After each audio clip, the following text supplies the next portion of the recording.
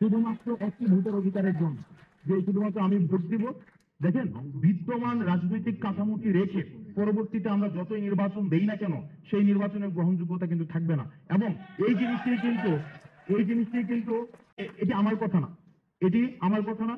এই কথাগুলো ফেসিবাদ বিরোধী আন্দোলনে যারা ছিল তার তৎকালীন সময় একটা উল্লেখযোগ্য ভূমিকা পালন করেছে বিএনপি কিন্তু গত 16 বছর ধরে এই কথাগুলি বলে আসছে যে বিদ্যমান সংবিধান রেখে, বিদ্যমান হচ্ছে নির্বাচন কাঠামো রেখে, বিদ্যমান হচ্ছে যে কখনোই যে নির্বাচনটি হবে সেই নির্বাচনটি কখনোই পার্টিসিপেটরি কোনো ইলেকশন হবে না। সুতরাং এটির জন্য আমাদের রাষ্ট্র কাঠামোর একটা ব্যাপক ধরনের পরিবর্তন প্রয়োজন। সেই জায়গা থেকে আমরা কিন্তু বারবার একটি কথা বলছি যে আমাদের কনস্টিটিউশনাল রিফরমেশন প্রয়োজন এবং অ্যাডমিনিস্ট্রেটিভ, যেটাকে বলছিলেন স্টেট অ্যাপারেটাসের একটা পূর্ণাঙ্গ ধরনের একটা পরিবর্তন প্রয়োজন। দেখেন, আমরা যারা নির্বাচিত সরকার, আমরা নির্বাচিত সরকারের প্রতি আমাদের আস্থা আছে, কিন্তু আমরা প্রতারিত হয়েছি ইতিহাসের প্রতিটি পর্যায়ে। ৯১-তে ৩ দফার ভিত্তিতে যে অভ্যুত্থানটি হয়েছিল সেটি পরবর্তীতে কতটা মানুষের আকাঙ্ক্ষার প্রতিফলন ঘটাতে পেরেছিল সেটি আজকে প্রশ্ন রাখতে চাই। দ্বিতীয়ত, ৭১ পরবর্তী স্যার এখানে বসে আছেন, পরবর্তী সময়ের কিছুদিন পরে আমরা প্রতারিত হয়েছি।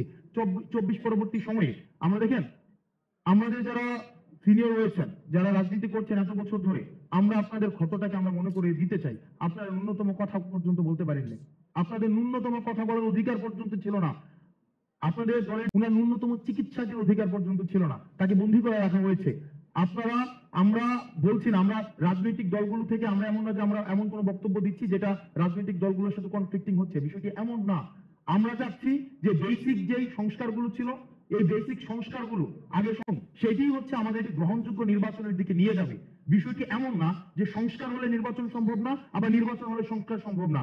নির্বাচন এবং সংস্কার এই দুটি সাইমultaneously চলবে।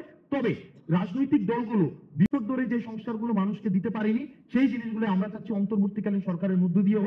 ভাইয়ের একটা কথার সাথে আমি পোলাইটলি ডিসএগ্রি করব, শুধুমাত্র যে নির্বাচিত সরকারের মধ্য দিয়েই জনগণের সেটি হয়, সেটি আমরা গত বছর আওয়ামী লীগ কিন্তু বারবার বলছে আমরা নির্বাচিত সরকারের মধ্য দিয়ে এসেছি, আমাদের ম্যান্ডেট আছে এবং তারা জানেন নিয়ে কনস্টিটিউশনে তাদের মন মতো করে তারা সেটিকে সাজিয়ে গুছিয়ে যা ইচ্ছা তা করেছে। দেখেন, এই সরকারের তাহলে ম্যান্ডেট কি? এই সরকারের ম্যান্ডেট হচ্ছে গণ অভ্যুত্থান। এই গণ অভ্যুত্থান দিয়ে এই সরকার ম্যান্ডেট পাস করেছে এবং আমরা চাই যাতে করে বিএনপি যারা এত বছর ধরে নির্যাতিত হয়েছে, জামাতকে ডিহিউম্যানাইজ করা হয়েছে, অন্য রাজনৈতিক দলগুলো রয়েছে, তারা যখন নির্বাচনের মধ্য দিয়ে তারা যখন আবার ক্ষমতায় আসবে, তাদের জন্য আর ফেসিবাদী কোনো ধরনের শক্তি হয়ে না উঠতে হয় এবং আবার যেন ফেসিবাদের